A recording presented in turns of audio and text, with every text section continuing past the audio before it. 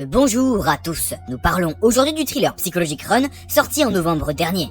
Asseyez-vous, nous allons commencer. L'intrigue du film se déroule dans une unité de soins intensifs pour enfants.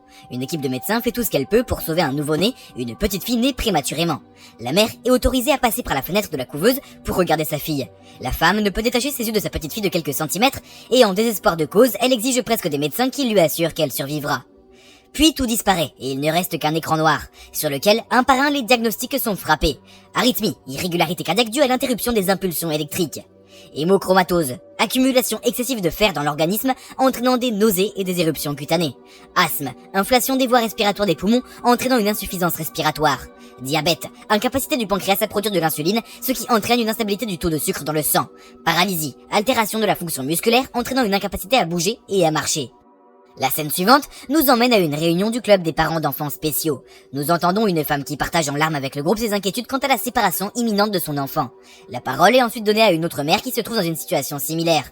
Mais Diane Sherman non seulement ne pleure pas, elle n'a même pas l'air bouleversée. Sa fille Chloé est sur le point de partir à l'université. Et ça, dit la mère, c'est merveilleux. Elle-même a été privée de tous les plaisirs de la vie pendant les 17 dernières années, n'allant nulle part et ne sortant pas. Tandis que sa fille commence une nouvelle et grande vie. Elle aura tout. Elle est inquiète pour sa fille. Pourquoi le serait-elle? Sa Chloé est si intelligente et forte. Elle a traversé plus de choses que n'importe quel autre adulte. Et si quelqu'un ne mérite pas qu'on s'inquiète pour elle, c'est bien elle. Puis nous arrivons à la maison où vivent Diana et Chloé et nous assistons à leur matinée habituelle. Pour Chloé, cela commence par une poignée de médicaments, un inhalateur pour l'asthme et les habituelles nausées matinales. La jeune fille est paralysée et se déplace en fauteuil roulant.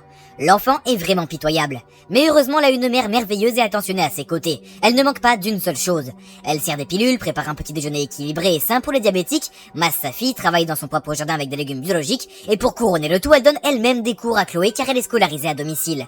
Manifestement, tout le travail de sa mère n'est pas vain. La chambre de Chloé la décrit comme une fille bien élevée, soignée et disciplinée. Il y a aussi des outils, des diagrammes, des tableaux, des modèles partout, et il ne fait aucun doute que Chloé est une fille très intelligente.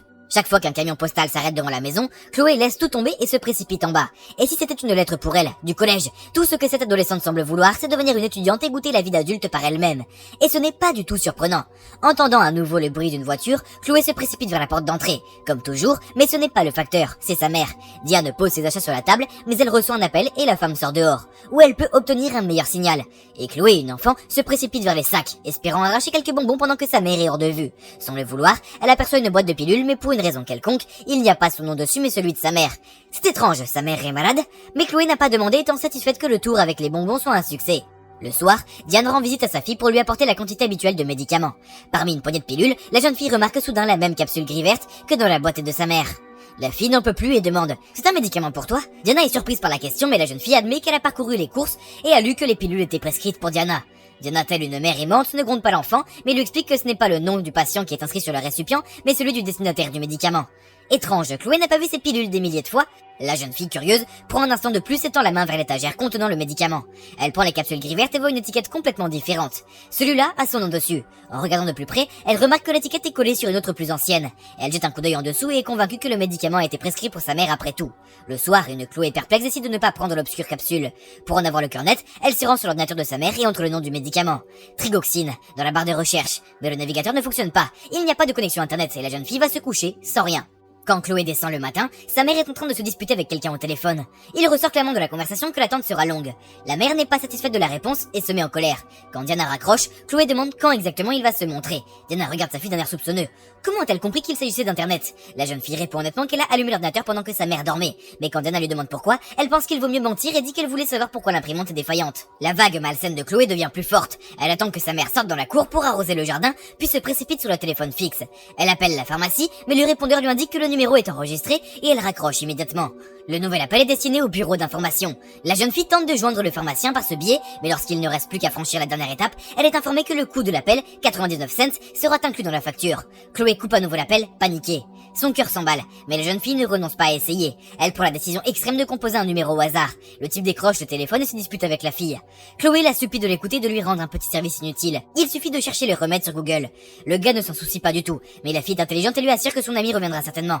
Il ressort clairement de sa voix que c'est un homme calme et sensé. Il reviendra certainement vers elle. Ça marche et le gars va rencontrer Chloé. Il cherche sur Google la trigoxine et dit que c'est un médicament pour le cœur. Oui, la fille a un problème cardiaque, tout se passe bien. Et elle, la fille intelligente, demande à quoi ressemble ce médicament. Quelle couleur vient de l'enfant? Puis la caméra fait un gros plan sur une tomate que Diane cueille dans le lit. Vraiment, tu as compris ce que Chloé a entendu? Ces pilules sont rouges. Mon Dieu, comment doit se sentir un enfant qui a commencé à douter de la personne la plus chère, ou plutôt la seule, de sa famille? Pure et naïve. Chloé a été confrontée au mensonge pour la première fois, mais en tant que fille intelligente, elle a rapidement appris les règles du jeu. Chloé demande à sa mère de l'emmener au cinéma. C'est la rare occasion qu'elle a de sortir de chez elle. Pendant la projection, elle sort pour aller aux toilettes, tandis qu'elle se dépêche d'aller à la pharmacie d'en face. Merde, pas encore, il y a une longue queue, et maman va la chercher d'une minute à l'autre. Chloé se moque de l'embarras et demande aux gens de la laisser passer. Elle s'arrête devant un pharmacien qu'elle connaît et demande qu'on lui dise quel est le médicament. Une capsule gris verte qu'elle a sur elle. Le pharmacien est surpris, sa mère ne lui a pas parlé de la pilule. Chloé est obligée de dire que le médicament n'est pas le sien, mais qu'il a été prescrit à sa mère. Hélas, le pharmacien ne peut pas l'aider, les informations sont privées. La pauvre fille est en quête fébrile d'une solution. Derrière le dos du pharmacien se trouve une photo avec un prix pour avoir gagné la quête. Eureka! Tu vois, c'est un jeu entre moi et ma mère. Elle m'a donné la tâche de retrouver ce qu'était la pilule. Je dois le faire moi-même, mais comment le trouver? Aidez-moi s'il vous plaît. Le pharmacien ne peut toujours pas contourner la loi, mais pour elle-même, elle tape la pilule sur l'ordinateur. Ah, Chloé, ta mère t'a donné une mission piège. C'est un médicament pour les chiens. Tu aurais dû demander à la pharmacie. La fille a déjà du mal à respirer à cause de l'excitation et de la peur. Pour les chiens, c'est pourquoi faire. C'est un relaxant musculaire. Et que se passe-t-il si vous le donnez à des gens?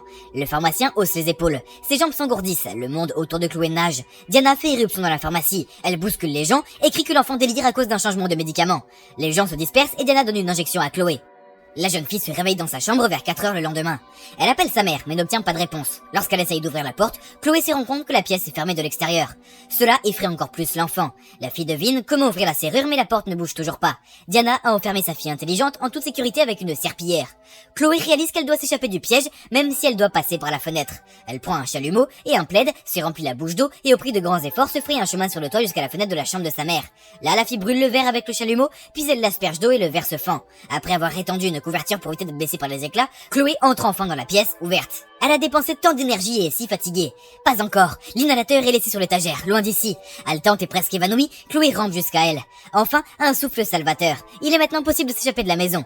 Chloé s'assoit dans la cage d'escalier. Mais mon Dieu, maman a endommagé les fils. La jeune fille laisse tomber sa chaise et se prépare à ramper dans l'escalier, lorsqu'elle s'arrache et s'envole vers le bas. Chloé ouvre les yeux allongée sur le dos. Son corps lui fait terriblement mal. Sa tête est écrasée. Mais ce n'est pas possible. La fille peut sentir son orteil et est capable de bouger. Un autre soupçon effrayant et presque avéré. La détermination donne de la force à Chloé, et elle sort de la maison en fauteuil roulant. Maintenant, rapidement, au peuple. Mais où les trouver? Chloé et sa mère vivent au milieu de nulle part, loin des autres maisons. Le seul espoir est que la voiture de quelqu'un passe par là. La jeune fille entend le bruit d'un moteur et est soudain terrifiée. Il pourrait s'agir de sa mère. Elle se réfugie dans les buissons, mais se rend vite compte qu'un camion postal arrive. Au dernier moment, elle s'engage sur la route et manque de se faire écraser. Elle hésite et ravale ses mots, racontant au facteur ce qui s'est passé. Et puis, la voiture de Diana apparaît sur la route. Elle remarque le landau de sa fille derrière le camion et s'arrête. Maintenant, la vie de Chloé dépend de qui le facteur croit. Elle ou sa mère. Diana allume tous ses charmes et appuie sur tous les leviers. Mais l'homme se rend compte que l'affaire n'est pas claire et est prêt à prendre ses responsabilités et à emmener l'enfant à la police plutôt que de le remettre à sa mère. Diana semble s'être calmée et accepte d'aller au poste de police. Ils vont régler le problème. Mais soudain, elle se précipite sur l'homme et le poignarde dans le cou. Il perd connaissance. Le plan suivant montre une Chloé en sanglots. Cette fois, elle se réveille dans le sous-sol de la maison, sur une chaise enchaînée à une table. La jeune fille fouille dans des boîtes à proximité et trouve une pile de lettres. L'un de lui est écrit. C'est une notification qu'elle est inscrite à l'université. L'enfant malheureuse est prête à tout casser autour d'elle. Si seulement elle en avait la force. Chloé rampe jusqu'aux autres boîtes et voit, entre autres, sa photo d'enfance. La fille sur la photo rit et court. Alors c'est ça, sa mère l'a empoisonnée avec des médicaments. Qu'est-ce qui pourrait être pire? Mais il y a plus de paperasse. C'est le certificat de décès de Chloé Sherman. Âge de décès 2 heures et 11 minutes. Puis il y a une coupure de journal sur un bébé enlevé à l'hôpital Stockman. La matrice s'effondre et Chloé peut à peine respirer sous ses décombres. Diana arrive au sous-sol. Elle ne peut pas accepter la nouvelle réalité. Chloé tient un journal avec une photo de ses parents. Tu m'as volé à eux, dit la fille. Je t'ai sauvé d'eux. Aucune mère dans l'univers ne t'aime plus que moi. Tout ce que j'ai fait, je l'ai fait pour toi. Diana tend sa main tachée de sang du postier assassiné à Chloé et lui demande: Chérie, tu veux bien prendre ma main? Ça va aller comme avant. Mais elle voit alors que Chloé n'est plus à elle, et roule sur le sol avec un système de maintien artificiel de la vie. Elle est sur le point d'injecter à Chloé des neurotoxines domestiques et de prendre le contrôle total, et ce même si c'est pour un état végétatif. Chloé rampe terrorisée vers le garde-manger et boit l'organophosphate. La fille a raison, cette femme effrayante a besoin d'elle. Diana n'a d'autre choix que d'emmener l'enfant à l'hôpital. Elle y apprend qu'en raison de la tentative de suicide, un psychologue doit parler à la jeune fille. Mais pour l'instant, Chloé est branchée sur les systèmes, et est incapable de communiquer. Dans le service, Chloé attire l'attention de l'infirmière et fait des signes expliquant qu'elle veut écrire quelque chose. On lui donne du papier et un crayon. Mais à ce moment-là, une alarme retentit depuis une autre pièce et l'infirmière sort en courant. Diana saisit le moment et met Chloé sur un brancard et la conduit vers la sortie. L'infirmière, surprise, trouve la chambre vide et remarque une feuille laissée par la jeune fille. Il y a un mot dessus. Maman, L'infirmière appelle la sécurité. Pendant ce temps, Diana essaie désespérément de faire sortir Chloé, mais le landau ne veut pas partir pour une raison quelconque. Elle baisse les yeux et voit que sa fille a du mal à poser ses pieds sur le sol. Diana sort une arme, mais le garde lui tire immédiatement une balle dans l'épaule et elle tombe des hauts des escaliers. Nous voyons la suite de cette histoire 7 ans plus tard. Chloé arrive à l'hôpital. Elle se déplace toujours en fauteuil roulant, mais se lève pour franchir le détecteur de métaux. Elle prend place au chevet d'une femme épuisée et gravement âgée, et elle lui raconte les dernières nouvelles de sa vie. Sur ses grands-parents, sa fille de 7 ans, son mari, son travail, Chloé s'est lancée dans la médecine comme elle le rêvait et travaille sur les prothèses. Elle est particulièrement heureuse lorsqu'elle remet à ses enfants leur première prothèse.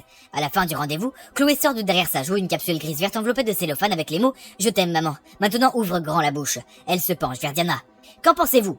J'aimerais le lire dans les commentaires. Et j'ai fini pour cette vidéo. N'oubliez pas de liker, de vous abonner à la chaîne pour ne pas manquer d'autres nouvelles vidéos. Bye bye tout le monde.